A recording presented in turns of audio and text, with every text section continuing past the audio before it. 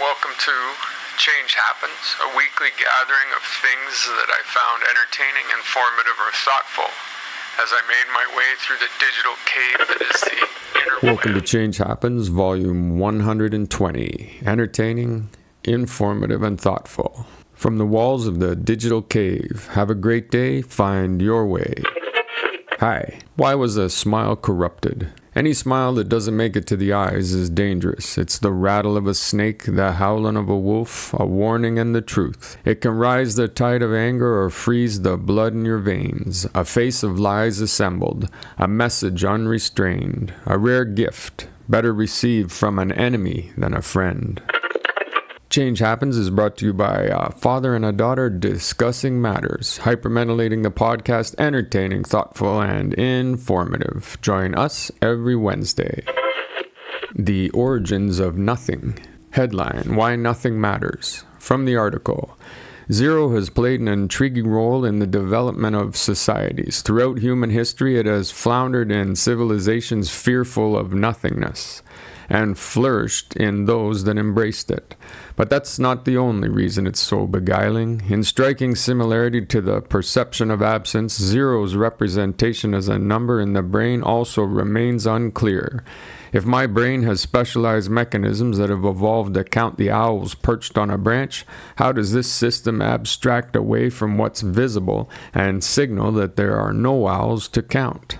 Leading off with today's installment for nerds. This one has a metaphysical bent. If you're not interested in a philosophical consideration of nothingness and zero as a number, then I recommend you skip this article.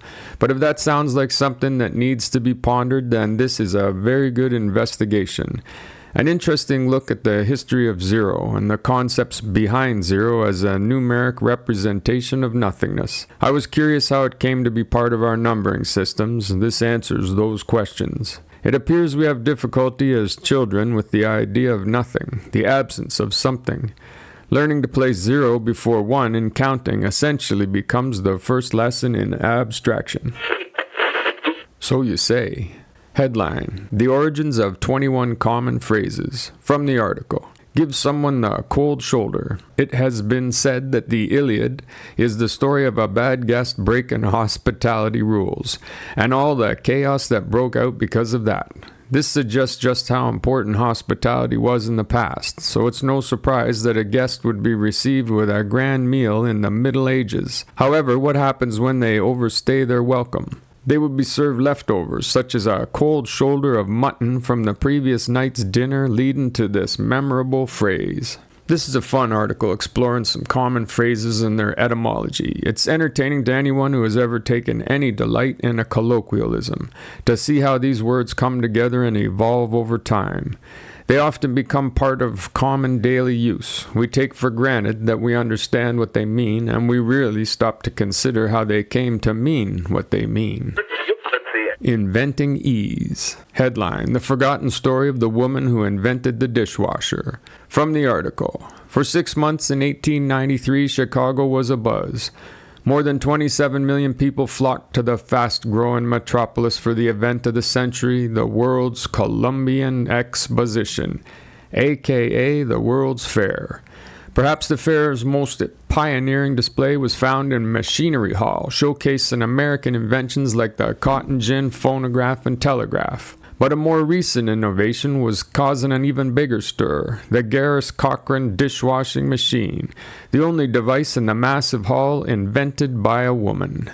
I included this story because I think it serves as a celebration of the accomplishments of women in the world of inventions, in the world of ingenuity and entrepreneurial spirit. It's also inspiring to me how women overcome the hurdles they face in making these contributions to the world. There's much to be learned about determination and perseverance in the face of ignorance and stupidity, from understanding how success is achieved despite great adversity. This woman in particular is interesting. She rose from limited means to become affluent and then to find herself in debt.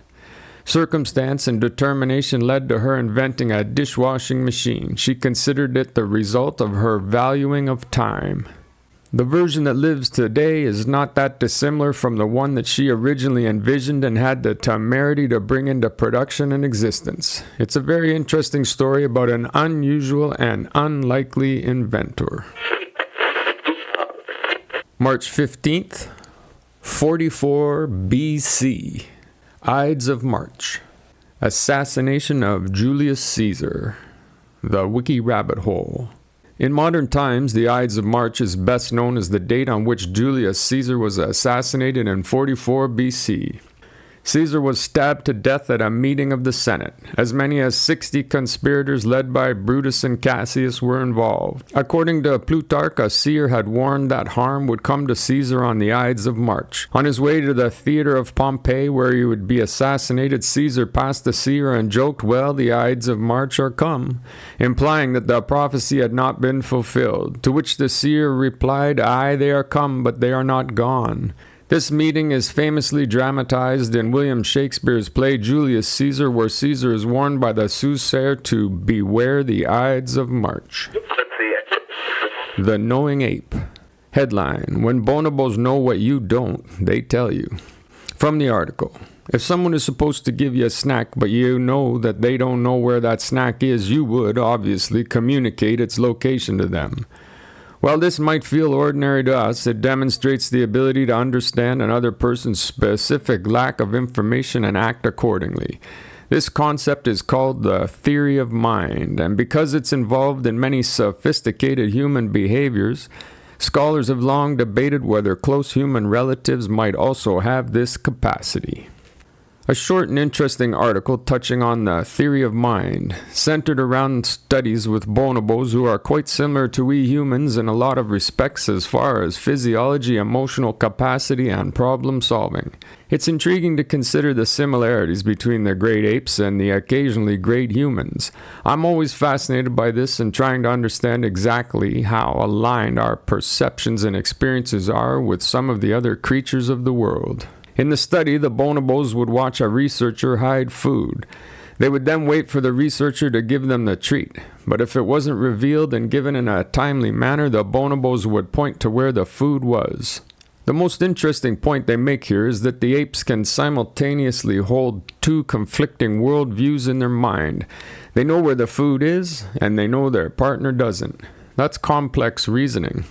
It also shows that language isn't crucial. We tend to think that without language, creatures aren't capable of higher expression, that they can't be operating on a higher plane. It's possible that that is not true. Less is enough. Headline: Great classic novels under 200 pages. From the article: Franz Kafka, The Trial, 1925, 160 pages. Required reading for anyone who uses the term Kafkaesque, but don't forget that Kafka himself would burst out laughing when he read bits of the novel out loud to his friends. Do with that what you will. This article is a listing of 50 books an interweb denizen has deemed classics that are under 200 pages. I think it's a great list. I really enjoyed going through it. I've read and gained much from many of the books. This article is included because it addresses a pet peeve of mine. Good books don't need to be 600 pages. I think we are forced to endure more words than necessary because the prices of the books are so exorbitant that the authors or publishers feel that the heft of tome creates perceived value. That's just entirely not true. I think most of us who are readers would recognize that some of the most memorable books we've read were under a few hundred pages, where the story was tightly and wonderfully told, with all the things that didn't mean anything pruned away. Picturing Flight. Headline: Birds Around the World in 31 Incredible Photos. From the article: It's not every day that you witness two northern gannets fighting in Scotland or watch as a platoon of king penguins explores the Antarctic Ocean. In photographs taken around the world, National Geographic Your Shot contributors captured more than 30 species of birds. Some are taking a dip in the water, others are flying high through the sky or going on a search for their next meals. I simply wanted to look at birds today. I find them so inspirational. There's something that's magically wonderful about them being able to do this thing that we most absolutely can't without mechanical intervention. This magnificent achievement, this ability to soar through the sky, I just think it's amazing. And that this natural flight can come in so many shapes and sizes and for so many purposes is truly awesome. Birds are beautiful. They're so radically different from us. Their way of living is so radically different. And it's an endless source of delight for me, personally, to look at them. In the fields of observation, chance favors only the prepared mind. Louis Pasteur.